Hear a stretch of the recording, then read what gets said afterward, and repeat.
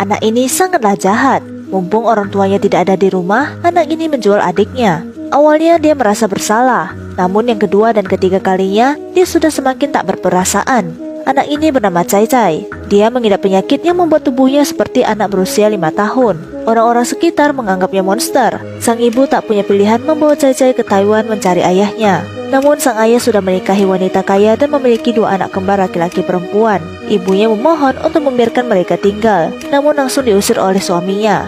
Dia mencari adik laki-laki tiri dan mengatakan bahwa ayahnya adalah ayah Cai Cai juga. Sang adik yang tidak percaya pun mendorongnya dan memasukkan pasir ke mulutnya. Sang ibu membawa Cai Cai untuk memungut sampah, bahkan menjual organ tubuhnya sendiri.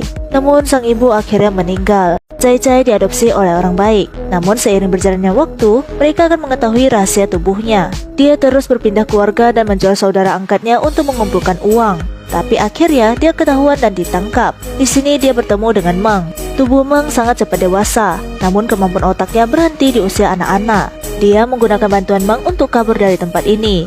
30 tahun telah berlalu. Hari ini sepasang suami istri datang ke panti dan mengadopsi Cai Cai karena mereka merasa Cai Cai sangat mirip dengan anak mereka yang baru meninggal. Ayah angkatnya kali ini adalah Achang, adik tirinya. Achang sekarang menjadi polisi. Ia mempunyai rumah dan istri cantik. Cai Cai pun menyusun sebuah rencana balas dendam untuk mereka. Hari ini ia menelepon teman Achang, Paman Tai. 喂，他就是我，爸爸是太多，他唔識翻屋企啊。你記住，千祈唔好周圍走，太叔即刻嚟接你啊！ Terjadi kasus pembunuhan berantai. Korban dibor 12 lubang dengan bor listrik. Pelakunya adalah bocah berusia 5 tahun ini. Ia ingin balas dendam terhadap Achang, ayah angkat sekaligus adik tirinya. Hari itu, Cai Cai memanggil rekan Achang keluar untuk dibunuh. Dia menipu ayahnya ke tempat kejadian dan menjatuhkannya lalu memberitahu rekan lainnya. Para polisi mulai mencurigai Achang karena hanya dia saja yang dipukul pingsan. Mereka meminta penjelasan. Namun Achang yang mengalami geger otak ringan sama sekali tak ingat apa yang terjadi hari itu. Pada hari berikutnya, Achang kembali bekerja. Dia menemukan bahwa tempat kematian 2 korban lainnya adalah di Dolphin Bay.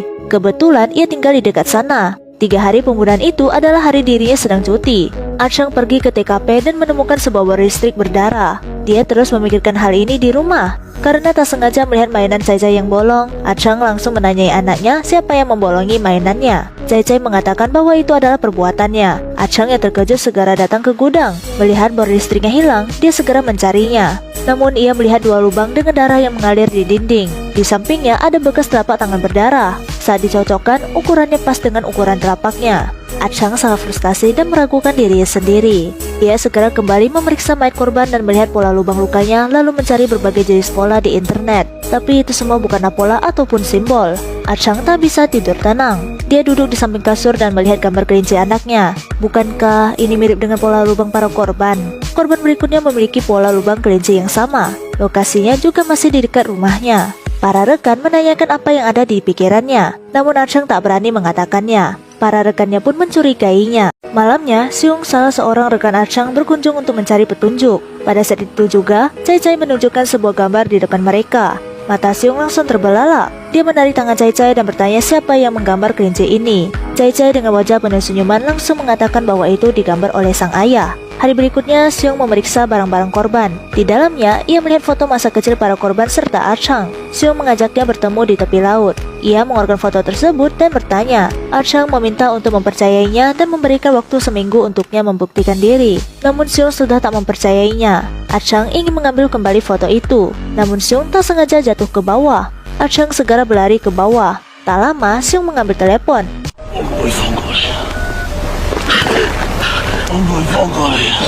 Achang berteriak si pelaku bukanlah dirinya lalu menutup mulut Siung. Ini barulah percobaan pembunuhannya yang pertama. Achang tiba-tiba teringat wajah pembunuh. Ia segera membalikkan badan dan melihat si pembunuh sedang mengawasi dirinya. Ia pun mengejarnya ke sekolah Cai Cai dan melihat si pembunuh memeluk Cai Cai. Achang langsung berteriak. Si pembunuh segera kabur. Achang langsung memeluk Cai Cai sambil ketakutan. Achang membawa pisau untuk berpatroli dalam rumah. Di salah satu sudut rumahnya tertempel foto masa kecilnya. Mereka semua adalah teman mainnya dulu. 3 di antaranya adalah korban dalam kasus itu. Di belakang mereka masih tersembunyi seorang anak yang merupakan kakak tirinya. Kakak tirinya mirip dengan Cai Cai, anak adopsinya. Achang segera bertanya padanya. Cai Cai pun mengatakan semua kebenaran. Ya, benar sekali. Aku adalah kakakmu. Namun karena aku mengidap penyakit tak bisa tua, aku tak bisa bertumbuh. 30 tahun yang lalu aku dan ibuku mencari kalian, tapi malah diusir. Sekarang aku ingin balas dendam. Archang mengatakan ini tidak mungkin. Bagaimana dengan pelaku yang membunuh semua orang itu? Rupanya pembunuh yang sebenarnya adalah Meng. Tubuh Meng bertumbuh cepat, namun pikirannya seperti anak-anak. Meng membantu Cai Cai keluar dari tahanan. Cai Cai selalu memberikan kue yang dimasuki suatu obat khusus agar Archang melupakan kejadian sebelumnya. Untuk memperkuat tuduhan pada Archang, Cai Cai memilih para teman bermain Archang dulu sebagai korbannya. Semuanya direncanakan olehnya. Archang pun menggila.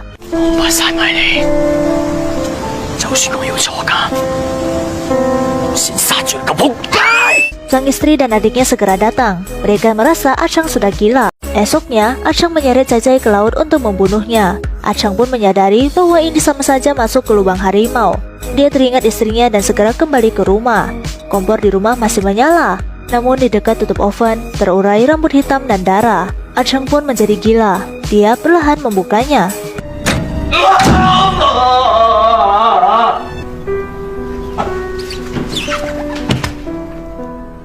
Archang pun mengambil sebuah bor lalu keluar. Dia dengan marah mencari Cai Cai dan menyalakan bor untuk membunuhnya. Namun pada saat itu juga, adik perempuannya datang dengan para polisi. Cai Cai masih sempat melakukan akting terakhirnya. Archang melancarkan serangan. Archang ditangkap dan dimasukkan ke penjara. Adiknya bertanya pada Archang apakah dia pembunuhnya atau bukan. Namun Archang tak bersuara sama sekali karena jika mengatakannya, sang adik akan memeriksa dan menjadi target Cai Cai berikutnya. Di akhir film, bos Archang menemukan foto masa kecil mereka. Apakah Archang bisa melepaskan diri dari tuduhan tidak dimunculkan dalam film? Namun kita yakin bahwa karma itu ada.